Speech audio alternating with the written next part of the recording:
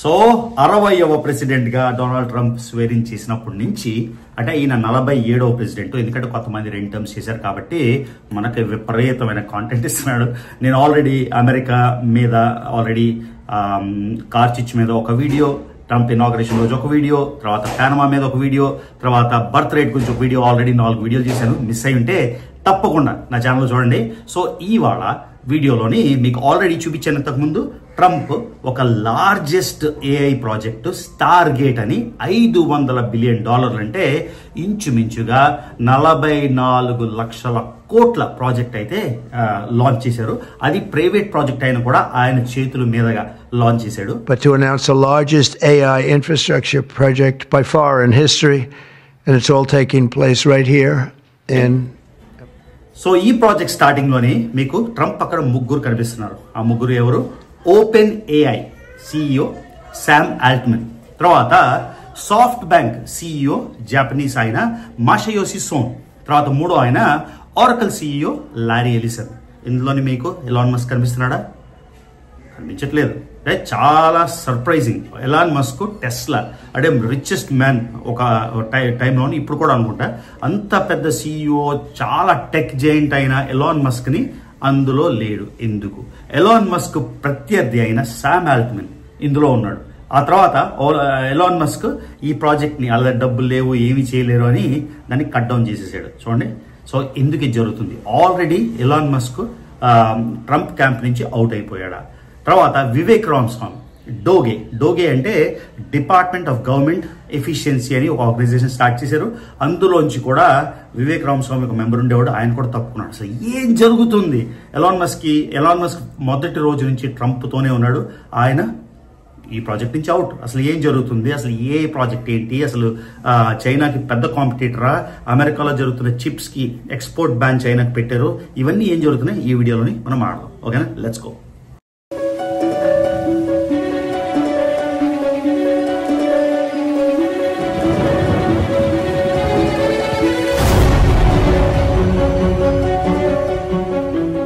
అసలు ఏం జరుగుతుంది? So Vivek Ramaswamy, Elon Musk, Donald Trump, actually Donald Trump, Elon Musk, Vivek Ramaswamy ఆర్డర్లో చెప్పాలి. ఈ ముగ్గురు కలిసి నవంబర్లో డిపార్ట్మెంట్ ఆఫ్ గవర్నమెంట్ ఎఫిషియన్సీ అని ఒక ఆర్గనైజేషన్ స్టార్ట్ చేశారు. డోగ్ అందాం దాన్ని. సో ఈ ముగ్గురు ఎందుకు చేశారంటే ఫెడరల్ గవర్నమెంట్ లో ఉన్న రిడెండెన్సీని, ఎక్కువ జాబుల్ని, అనవసరమైన జాబులు పీకేసి ఎఫిషియెంట్ గా అడ్మినిస్ట్రేషన్ రన్ చేద్దాము అన్న ఐడియాతోని డోగే ఫామ్ చేశారు. సో ఒక ఇంట్రెస్టింగ్ పాయింట్ ఏంటంటే Trump, Elon Musk, Vivek Ramaswamy ముగ్గురు ఒకే style of politicians. So Republican పార్టీలో జనరల్గా వీళ్ళు ఫిట్ అవ్వరు. రిపబ్లికన్ పార్టీ డొనాల్డ్ ట్రంప్ కూడా ముందు చాలాసార్లు రిజెక్ట్ చేసింది. తర్వాత ఆయన ఇమ్మెన్స్ చాలా పాపులర్ కాబట్టి ఆయన పాపులారిటీకి తట్టుకోలేక మొదటిసారి ప్రెసిడెంట్ కూడా అయ్యాక మళ్ళీ ఆయన్ని షట్ డౌన్ చేద్దామని ట్రై చేసిన ట్రంప్ మామూలు కదా మళ్ళీ వెనక్కి వచ్చి రెండోసారి కూడా వెళ్ళేస్తున్నాడు. కానీ ప్రతి ఒక్కళ్ళు ట్రంప్కి ఉన్న మ్యాజిక్, ట్రంప్కి ఉన్న క్యారిస్మా లేదు కాబట్టి సో వివేక్ రామస్వామి కూడా రిపబ్లికన్ లీడర్షిప్తోని కొన్ని విభేదాలు, ఎందుకంటే ఆయన ఎప్పుడైతే H1B గురించి స్టేట్మెంట్ చేస్తూ somehow Republican party or USA loves mediocrity than talent, అంటే ఎక్కడైతే H1 గురించి అగేన్స్ట్గా అవుతుంటే అందులో మనం ఉన్న మీడియాక్రిటీ అంటే మామూలు వాళ్ళని మనం ఎక్కువ ఇంపార్టెన్స్ ఇస్తున్నామా ఇలాంటి స్టేట్మెంట్లు చేసి తర్వాత ఆయన స్టైల్ ఆఫ్ యాక్షన్ అది రిపబ్లికన్స్కి నచ్చలేదు. సో మొత్తానికి ఆయన నిలబడలేపాడు అనుకుంటాం. మొత్తానికి ఆయన అవుట్ అయిపోయాడు. ఎందుకు కనబడలేదు నాకు అర్థం కాలేదు. కానీ ఆయన ఏం చెప్తున్నాడంటే ఇప్పుడు నా నేటివ్ స్టేట్ అంటే ఆయన నేటివ్ స్టేట్ అని ఒహాయోకి వెళ్ళిపోయి అక్కడ గవర్నర్గా పనిచేస్తామని. సో లోపల ఏం చెప్తున్నారంటే మీకు తెలుసు కదా రెండు కత్తులు ఒకే ఓవర్లో ఇమ్మడం అని. ఆల్రెడీ ట్రంప్ ఎవరు తీయలేరు, ఆయన ప్రెసిడెంట్ కాబట్టి. So Elon Musk plus Vivek Ramaswamy మొత్తానికి ఇద్దరు కలిసి వర్క్ చేయలేకపోతున్నారు కాబట్టి ఎలాన్ మస్కే ఆయన్ని తీయించేసాడు అని ఇన్సైడర్ రూమర్స్. ఇది కరెక్టా కాదా నాకు తెలియదు, నాకు తెలిసిన ఇన్ఫర్మేషన్ మీతో షేర్ చేసుకున్నా. అందుకని Vivek Ramaswamy already out. So ఎక్కడ స్టార్ట్ చేసాం మనం? Star gate project. ఎందుకు అది అంత ఇంపార్టెంట్ ప్రాజెక్ట్ అంటే అది ప్రైవేట్ ప్రాజెక్ట్ అయినా కూడా ట్రంప్ తన భుజస్కంధాల మీదగా అది లాంచ్ చేసి దాని ఓనర్షిప్ ఎందుకు తీసుకున్నాడు? ట్రంప్కి ఒకటి పబ్లిసిటీ ఇస్తాం, రెండు ఆయన అమెరికాని నిజంగానే ఒక ఎక్కడో వెళ్ళిపోవాలని. ఆల్రెడీ అమెరికా అన్బీటబుల్ నెంబర్ 1లో ఉంది. ఎవరైనా మీరు కలగానండి అమెరికా అయిపోయింది, అమెరికా లూజర్ కంట్రీ అని మీరు అందరూ నిద్రలేవండి, అమెరికా స్టిల్ నెంబర్ 1. సో చైనాతో ఇమ్మెన్స్ కాంపిటీషన్ ఉంది కాబట్టి ట్రంప్కి అక్కడ ఎస్టాబ్లిష్ చేయాలి, అన్బీటబుల్గా అమెరికాను ఉంచాలని ఒక కోరిక. సో ఏఐలోని విపరీతంగా చైనా నుంచి కాంపిటీషన్ వస్తుంది. విపరీతంగా కాంపిటీషన్ రావడం వల్ల బైడెన్ను డొనాల్డ్ ట్రంప్ ఇద్దరు చాలా విషయాల్లో ఆపోజిట్ అయినా కూడా బైడెన్ను ట్రంప్ ఇద్దరు ఏకీభవించే ఒక విషయం ఏంటంటే చైనాని ఏఐలో తగ్గించాలి, లేకపోతే కాంపిటీషన్ తగ్గించాలి, లేకపోతే అమెరికా బాగా స్టాండ్ అవ్వాలని. సో బైడెన్ వెళ్ళిపోయే ముందు కూడా అమెరికాలో చిప్స్ చేస్తారు కదా, ఏఐకి కావాల్సింది ప్రధానమైన ప్రోడక్ట్ చిప్స్. ఈ చిప్స్లో ఎక్స్పోర్ట్ బ్యాన్స్ కొని పెట్టారు. దాన్ని ట్రంప్ ట్రిపుల్ చేసేసి ఇంకా స్టెడ్ ఫాస్ట్గా చైనాకి చిప్స్ అందకూడదని. ఎందుకంటే చిప్స్లోని అమెరికా నెంబర్ 1 మ్యానుఫ్యాక్చర్ కాబట్టి ఈ చిప్స్ లేకుండా ఏవి రన్ అవ్వవు కాబట్టి.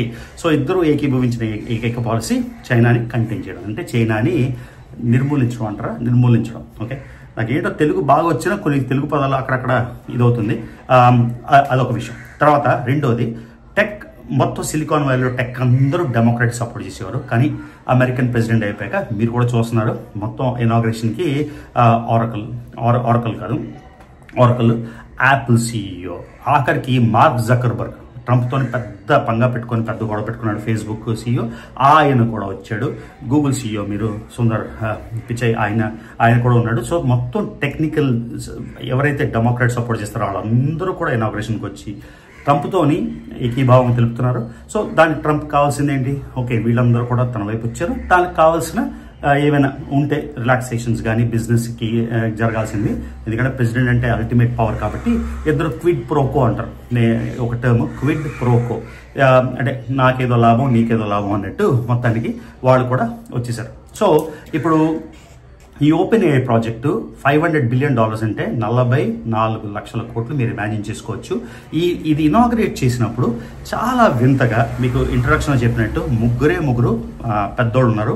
ఆ ముగ్గురుని ఒక ఆయన open AI CEO Sam Altman, రెండో ఆయన సాఫ్ట్ బ్యాంక్ మాషాయోషి సోన్. సో మాషాయోషి సోన్తోని ఇంతకు ముందు కూడా ట్రంప్కి అసోసియేషన్ ఉంది. మాషాయోషి సోన్ జాపనీస్ అయినా కూడా ఒక చాలా చాలా చాలా rich investor.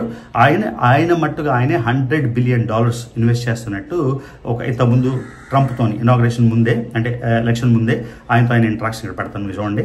To go, and we were discussing, and President Trump said, Masa, $double is not enough. Maybe, go for more, right?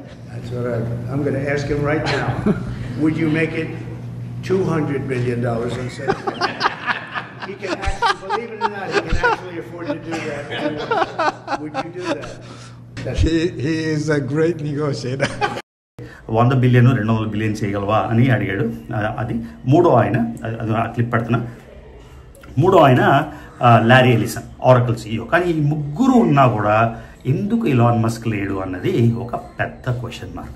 తర్వాత ఇంకా ఇంట్రెస్టింగ్ క్వశ్చన్ మార్క్ ఏంటంటే ఇలాన్ మస్క్కి శామ్ ఆల్ట్మన్కి అస్సలు పడదు. ఓకే, సో ఇది అయిపోయాక ఇలాన్ మస్క్ కొన్ని ట్వీట్లు అయితే పెట్టాడు. ఈ ఓపెన్ ఏఐ ఈ స్టార్ గేట్ ప్రాజెక్ట్ రన్ చేయడానికి డబ్బులు లేవు, లేకపోతే ఓపెన్ ఏఐ వాళ్ళు ఫండింగ్కి డబ్బులు లేవు అన్నట్టు వెటకారంగా హేళన చేస్తూ పెట్టాడు. అది ఫస్ట్ టైం ట్రంప్తోని అపోజిట్గా ఉన్నాం. ఎందుకంటే ట్రంప్ ఎప్పుడైతే రిపబ్లికన్ నామినేషన్ విన్ అయ్యాడో అప్పటి నుంచి కూడా ఇలాన్ మస్క్ ఆయనకి ఉన్న ఎన్నో $1 మిలియన్ ఆయన క్యాంపెయిన్కి ఫండ్ చేసి, అంతేకాకుండా ట్రంప్తో ఎప్పుడు పక్కనే ట్రంప్ ప్రెసిడెంట్ ఎలక్ట్ అయిపోయాక కూడా, అంటే ప్రెసిడెంట్ ఎలక్ట్ అంటే ఇనాగ్రేషన్ అవ్వకముందు ప్రెసిడెంట్గా గెలిచిన ప్రెసిడెంట్ ఎలక్ట్ అంటారు. January 20 తర్వాత ఆయన ప్రెసిడెంట్ అంటారు. ట్రంప్ చేసిన ఇంపార్టెంట్ కాల్స్ జెలెన్స్కీ అంటే యుక్రెయిన్ ప్రెసిడెంట్ జెలెన్స్కీతోని రష్యా యుక్రెయిన్ వార్ గురించి మాట్లాడినప్పుడు అక్కడ ట్రంప్ పక్కన ఉన్నారు ఎలాన్ మస్క్. తర్వాత కెనడా జస్టిన్ ట్రూడోతోని కాల్స్ అయినప్పుడు ఎక్కడ ఎవరున్నారు? అక్కడ కూడా ఎలాన్ మస్క్ ఉన్నాడు. తర్వాత యూరోప్లో ఎంతో మందితో డిస్కషన్స్ అయినప్పుడు, ఎంతో ప్రైమ్ మినిస్టర్లు ప్రెసిడెంట్తో డిస్కస్ అయినప్పుడు కూడా ఎలాన్ మస్క్ ఉన్నాడు. అన్నిటి దగ్గర ఆయన పక్కనే ఉంటూ, అంటే అప్పటికి ఇంకా ఇనాగ్రేషన్ అవ్వలేదు కాబట్టి జనాలందరూ అనుకునేవారు ఎవరు ప్రెసిడెంట్ ఎవరు వైస్ ప్రెసిడెంట్, లేకపోతే ఎలాన్ మస్క్ ప్రెసిడెంట్ ఈయన వైస్ ప్రెసిడెంట్ అన్నట్టు పొలిటికల్ రల్మ్ అంటే పొలిటికల్ ప్రపంచంలో సంబంధం లేని ఎలాన్ మస్క్ పెద్ద పెద్ద ప్రైమ్ మినిస్టర్ ప్రెసిడెంట్తో మాట్లాడినప్పుడు ఉన్న ఎలాన్ మస్క్ సడన్గా ఎందుకు లేడు? తర్వాత ట్రంప్ ఒక పెద్ద businessman. At the end of the day business is more important than relations కానీ అవన్నీ కానీ. మీరు ఫస్ట్ టైం ట్రంప్ అడ్వైజర్స్ ని చూస్తే రివాల్వింగ్ డోర్ పాలసీ అంటారు. రివాల్వింగ్ డోర్ అంటే డోర్ ఇలా తిరుగుతుంటది, ఒక్కొక్క మనిషి బయటకు వచ్చేస్తుంటాడు. అలాగా ప్రతి సంవత్సరం ఒక డిఫరెంట్ అడ్వైజర్ ఉండేవారు. సో ఆయన జనరల్గా బిజినెస్లో ఎలా అంటే ఏదైనా ఒక పాలసీ కరెక్ట్గా వర్క్ అవుతుంది అంటే మనం ఒకటి ఉంచుకుంటాం, అది వర్క్ అవ్వట్లేదంటే ఏం చేస్తాం, రెండో వన్ పెట్టుకుంటాం. అలాగా revolving door policy. So Elon మస్క్తో చెడింది అని నేను అన్నగాని పాలసీ విభేదాలు అంటే ఇద్దరు మనుషులు అన్నాక ఇద్దరు మనుషులు ఒకేలాగా ఆలోచించారు కదా. సో పాలసీ విభేదాలు వచ్చి ఉండొచ్చు, లేకపోతే ఎలాన్ మస్క్ ఒకలాగా ప్రజెంట్ చేసి ఉంటే అది ట్రంప్కి నచ్చపోయి ఉండొచ్చు. అందుకని ట్రంప్ ఆ మిగతా ముగ్గురు $500 బిలియన్ అంటే పెద్ద ఇన్వెస్ట్మెంట్ కాబట్టి వాళ్ళ ముగ్గురిని పిలిచి ఆ ప్రైవేట్ ప్రాజెక్ట్ని తన భుజస్కంధాల మీద ఇనాగ్రేట్ చేశాడు. ఇంకోటి చూస్తుంటే మీరు మిషన్ మార్స్ గురించి చెప్పినప్పుడు ఎప్పుడైతే 1969లో నీల్ ఆర్మ్స్ట్రాంగ్, తర్వాత బజ్ ఆల్డ్రిన్, ఎడ్విన్ కాలిన్స్ వీళ్ళందరూ ఫస్ట్ 1969 వెళ్ళారు కదా, అలానా మార్స్ మీద కూడా అమెరికన్ బూట్స్ అంటే అమెరికన్ ఆస్ట్రోనాట్ ప్రోగ్రామ్ అది ఇనాగరేట్ చేసినప్పుడు కూడా దాని గురించి మాట్లాడినప్పుడు కూడా ఎలాన్ మస్క్ అక్కడే ఉన్నాడు. అన్నిటి దగ్గర ఎలాన్ మస్క్ ఉండి సడన్ గా ఈ ముగ్గురు ట్రయోకాలోని వివేక్ రామస్వామి అవుట్. ఇప్పుడు ఎలాన్ మస్క్ చెడిపోయిందా లేదా మనకు తెలియదు కానీ ఆయనైతే అక్కడ కనిపించలేదు. కనిపించకపోవడం చాలా ప్రశ్నార్థకంగా మిగిలింది. తర్వాత ఇంకో విషయం ఏంటంటే ఎలాన్ మస్క్ కి మన టిక్ టాక్ కొనేసుకోమని చెప్పాడు డొనాల్డ్ ట్రంప్. డొనాల్డ్ ట్రంప్ ఏంటంటే అమెరికన్ ఓనర్షిప్, అమెరికన్ ఇన్వెస్ట్మెంట్ పెరగాలి, అమెరికాలోనే మొత్తం ఇన్కమ్ ఉండాలి అన్నట్టు ఆయన టిక్ టాక్ ఒక చాలా సక్సెస్ఫుల్ ఒక యాప్ కాబట్టి ఆ టిక్ టాక్ ను కొనేసుకోమన్నాడు. ఎలాన్ మస్క్ అయితే ఇప్పటిదాకా ఏమీ స్పందించలేదు కొనుక్కుంటాడా లేదా అని. ఆ తర్వాత ఇప్పుడు ఏఐ ఎందుకు అంత ఇంపార్టెంట్ అంటే చైనాతోని స్టిఫ్ కాంపిటీషన్, ఏదైనా సరే అమెరికాకి ఛాలెంజ్ చేయగలదు ప్రస్తుతం ఉన్న పరిణామాల్లోని. అది కేవలం China second biggest economy, 1.4 or 1.5 billion population, growing economy. వాళ్ళు ఇన్ఫ్రాస్ట్రక్చర్ అన్ని దినాభివృద్ధి చెందిపోతున్నాయి. మనం ఏదో షాంఘైలోని అద్భుతమైన ట్రైన్స్ చూసేసి లేకపోతే ఇలాంటి అమేజింగ్ ఫాస్టెస్ట్ ట్రైన్స్ చూసేసి చైనా అమేజింగ్ పెద్ద పెద్ద ఇన్ఫ్రాస్ట్రక్చర్లు వీడియోలు చూసి అనుకోవద్దు. ఎందుకంటే బేసిక్స్ కూడా ఉండాలి. మొత్తం ప్రతి విలేజ్ చైనాలో అలా ఉండదు. కాకపోతే చైనా ఎనార్మస్ గా డెవలప్ అయిపోయింది కాబట్టి స్టిఫ్ కాంపిటీషన్ కాబట్టి ఏలోని ఎలాగైనా సరే అమెరికానే ఎప్పట్లాగే నెంబర్ 1 ఉండాలని ఈ చిప్స్ బ్యాన్ కాకుండా ఎన్నో టెక్ సెంటర్లు అయితే డేటా సెంటర్లు అయితే స్టార్ట్ చేశారు. ఫర్ ఎగ్జాంపుల్ టెక్సస్లోని 10 డేటా సెంటర్లు స్టార్ట్ చేశారు. ఇప్పుడు 10 డేటా సెంటర్లు ఏంటంటే ఏఐ కండ్యూసివ్గా ఆపరేషన్స్ జరగడానికి కావాల్సిన డేటా సెంటర్లు ఆల్రెడీ 10 స్టార్ట్ అయ్యాయి. ఇవి ఇంకా ఇంకా ఇంకా ఇంకా విస్తరిస్తాయి. ఈ డేటా సెంటర్లోని ఆబ్వియస్గా ఏదైనా రన్ చేయాలంటే దానికి చిప్స్ కావాలి. ఆ చిప్స్కి ఇంటెల్ కానీ AMD కానీ ఇలాంటి పెద్ద పెద్ద కంపెనీలు అమెరికాలోనే వాళ్ళందరూ మ్యానుఫ్యాక్చర్ చేస్తారు. కాబట్టి దీన్ని ఎలాగైనా సరే ఆయన పెట్ ప్రాజెక్ట్ లా చేసుకొని ఆయన ఎంఫసిస్ ఇస్తూ ఆ ప్రాజెక్ట్ని రన్ చేస్తున్నాడు. సో మళ్ళీ క్వశ్చన్, ఎలాన్ మస్క్ ఎందుకు లేదు? సో ఈ ట్వీట్లు బట్టి చూస్తే మాత్రం ఎలాన్ మస్క్ ఆయన అంటే తెలుసు కదా మనకు అందరిని ద్రాక్షపళ్ళు పులుపు అన్నట్టు ఆయన్ని పెట్టలేదని ఆ నెగిటివ్ ట్వీట్లు చేశాడా, లేకపోతే ముందు నుంచి ఈ ప్రాజెక్ట్ వర్క్ అవుతుంది అనుకున్నాడా? ఏది జరిగితే మాత్రం ఎలాన్ మస్క్ అవుట్ అయిపోయాడు. కానీ నా ఉద్దేశంలోని అక్కడ ఎలాన్ మస్క్ ఉన్నాడా, శామ్ ఆల్ట్మన్ ఉన్నాడా, లేకపోతే లారీ ఎలిసన్ ఉన్నాడా ఇంపార్టెంట్ కాదు. ప్రాజెక్ట్ ముందుకు వెళ్తుందా లేదా? ఏఐ ప్రాజెక్ట్తోని కనీసం 1,00,000 జాబులు అమెరికాలోని ఉత్పత్తి అవుతాయి. 1,00,000 జాబులు అంటే చిన్న విషయం కాదు. సో ఇది ముందుకెళ్ళడం ముఖ్యమా, మనుషులు ముఖ్యమా? Sometimes policy is more important than people అని మీకు ఎప్పుడు ప్రతిదాన్ని చెప్తున్నాం కదా.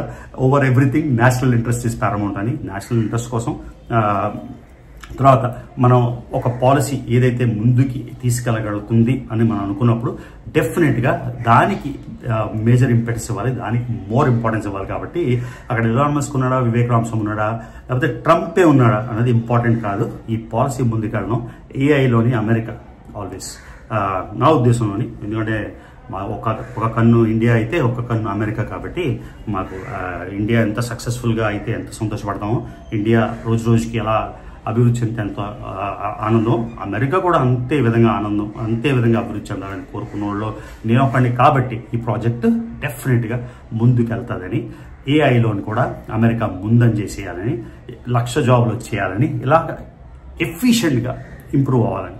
ఎవరైనా సరే ఏఐ ప్రాజెక్ట్ ఏంటి అంటే ఒక ఎగ్జాంపుల్ ChatGPT. ఓకే, ChatGPT అంటే కొంచెం అర్థమవుతుంది కదా, అలాగా ఎగ్జాంపుల్ అనమాట. సో ఇది గైస్ జరుగుతున్న విషయం. సో లారీ ఎలిసన్ ఉన్నా లేకపోయినా, ఎలాన్ మస్క్ ఉన్నా లేకపోయినా ప్రోగ్రామ్ అనేది ముందుకెళ్ళాలి, ప్రతిదీ ముందుకెళ్ళాలని నా ఉద్దేశం. ఓకే, అందుకని ఈ క్విక్ వీడియో చేస్తున్నా. నాకు తెలుసు ప్రతి దానిలో చెప్తున్నా ప్యారిస్ క్లైమేట్ గురించి, WHO గురించి. సో WHO గురించి బ్రీఫ్గా ఏంటంటే ఆయన సైన్ అవుట్ చేసేసాడు. ఎందుకంటే $100 మిలియన్ వరల్డ్ హెల్త్ ఆర్గనైజేషన్కి 200 మిలియన్ కరెక్ట్గా గుర్తులేదు, 500 మిలియన్ ఏదో మొత్తానికి అమెరికా కంట్రిబ్యూషన్ వరల్డ్ హెల్త్ ఆర్గనైజేషన్కి 200 నుంచి 500, నాకు కరెక్ట్గా నెంబర్ గుర్తులేదు, ఇక్కడ కామెంట్లో పెట్టండి మీకు తెలిస్తే, కంట్రిబ్యూట్ చేస్తే చైనా కేవలం $39 మిలియన్. సో ట్రంప్ ఏమంటాడంటే 33 కోట్ల జనాభా ఉన్న అమెరికా $500 మిలియన్ ఇస్తే 140 కోట్ల జనాభా ఉన్న చైనా కేవలం 39 బిలియన్ ఎందుకు ఇచ్చింది? ఇది చాలా అన్ఫేర్. అమెరికాని అన్ని ఆర్గనైజేషన్స్కి ఫండ్ చేస్తుంది, చైనా కూడా. అంటే ఆయన ఏమంటాడంటే ఇప్పుడు టికెట్, మనం ఒక సినిమా టికెట్ తీసుకున్నాం, నా ఉద్దేశం కూడా చెప్తున్నా, సినిమా టికెట్కి వెళ్తే ఎవరో డబ్బున్నోడు కాబట్టి 10,000 ఇచ్చి సినిమా టికెట్ కొండ కదా. 500 రూపాయలు సినిమా టికెట్ అయితే డబ్బు లేని ఆయన 500 ఇస్తాడు, మిడిల్ క్లాస్ ఎవడు 500 ఇస్తాడు, హైయెస్ట్ క్లాస్లో అంటే చాలా డబ్బున్నోడు కూడా 500 రూపాయలు ఇస్తాడు. సో ఆయన ఇచ్చిన ఆర్గ్యుమెంట్ ఏంటంటే అమెరికా ఎక్కువ ఎందుకు ఇవ్వాలి, చైనా 39 మిలియన్ ఇస్తుంది, అమెరికా 500 మిలియన్ ఇవ్వాలని WHO వరల్డ్ హెల్త్ ఆర్గనైజేషన్ నుంచి ఆయన బ్యాక్అవుట్ అయిపోయాడు. వెంటనే వరల్డ్ హెల్త్ ఆర్గనైజేషన్ ఏమనంటే ఓకే మీరు కూడా 39 మిలియన్ ఇవ్వాలంటే వెంటనే కాళ్ళగారానికి వచ్చేసారు. కానీ ట్రంప్ అయితే మొత్తానికి WHO నుంచి వెనక్కి బయటికి వచ్చేసాడు. సో ముందుకి తర్వాత ఏం జరుగుతుంది, WHO నుంచి అంటే ఇక్కడ చాలా ఆర్గ్యుమెంట్స్ వస్తాయి. కమ్యూనిస్ట్ ఆర్గ్యుమెంట్లు ఏంటంటే అవును అమెరికా నెంబర్ 1 సూపర్ పవర్, ఎక్కువ గ్రీన్ హౌస్ గ్యాసెస్ వదులుతుంది, ఎక్కువ ఇండస్ట్రీస్ ఉన్నాయి కాబట్టి అమెరికా ఎక్కువ ఇవ్వాలని. ట్రంప్ ఆర్గ్యుమెంట్ ఏంటంటే మేము ఎందుకు ఎక్కువ ఇవ్వాలి, అమెరికా ఎందుకు ఎక్కువ ఇవ్వాలని మొత్తానికి ప్రస్తుతానికైతే దాన్ని వాపస్ తీసేసుకున్నాడు. అది ముందుకు ఎలా వెళ్తుంది, తర్వాత ఎలా వెళ్తుంది అనేది డిస్కషన్, అది వేరే డిస్కషన్. కాకపోతే ఇక్కడ మాత్రం నాకు తెలిసిన ఇన్ఫర్మేషన్ అయితే షేర్ చేసుకుంటున్నాను. సో మళ్ళీ ఇండియాలోని ట్రిప్ ఎండ్ అయిపోతుంది. నేను ఓన్లీ 1 మంత్కి వచ్చాను, టెడెక్స్ హైదరాబాద్ అనుకుని వచ్చాను, కానీ ఇప్పటికే 2.5 నెలలు అయిపోయింది కాబట్టి ఇంకా time to go back. So ఇంకా చాలా వీడియోస్ ఉన్నాయి. ప్రతి వీడియోని నేను రిమైండ్ చేసినట్టు ఇవాళ చూశాను, 4,20,000 వచ్చాయి ఆ వీడియోకి. నిన్న బర్త్ రైట్ సిటిజన్షిప్ గురించి చేసిన దానిలో 78% నాకు సబ్స్క్రైబ్ చేసుకోకుండా వాచ్ చేసిన వాళ్ళే. నేను మళ్ళీ ప్రతి వీడియోలో చెప్పినట్టు ఎవరైనా సరే నా కంటెంట్ ఇష్టం లేకపోతే నా హేటర్ అయితే I also don't care, go away. నేనేం మాట్లాడుతున్నానంటే ప్రతి ఒక్క వీడియో కాకుండా 2, 3, 4, 5 వీడియోలు వచ్చి నా వీడియో ఛానల్ చూస్తుంటే మర్చిపోకుండా నా ఛానల్ని కూడా సబ్స్క్రైబ్ చేసుకోండి. ఎందుకంటే నాకు కూడా మిలియన్ టార్గెట్ కావాలి. ఎవరికైనా ఒక అపోహ ఉంటే ఎక్కువ మంది సబ్స్క్రైబర్స్ ఉంటే నాకు ఎక్కువ డబ్బులు వచ్చేస్తాయని, సబ్స్క్రైబ్ చేసుకున్నా చేసుకోకపోయినా వ్యూస్ పరంగానే డబ్బులు వస్తాయి కానీ సబ్స్క్రైబర్ పరంగా రావు. సబ్స్క్రైబర్ నెంబరు ఓన్లీ ఆర్నమెంటల్, అంటే ఒక మంచి హారం వేసుకున్నట్టు. ఓకే, నాకు 1 మిలియన్ ఉన్నా, 2 మిలియన్ ఉన్నా, 10 మిలియన్ ఉన్నా ఏమీ తేడా రాదు, వ్యూస్ బట్టే తేడా వస్తుంది. So once again as always every వీడియోలో అర్జీ చేసినట్టు మీరు తప్పకుండా నా ఛానల్ని ఒక్క వీడియో కన్నా ఎక్కువ చూసినట్లయితే సబ్స్క్రైబ్ చేసుకోండి. సబ్స్క్రైబ్ చేసుకోకుండా చూడాలంటే నేను ఇంకా ఫోర్స్ చేయడం. సో ఈ వీడియోకి ఇంత గైస్, మళ్ళీ see you in the next video.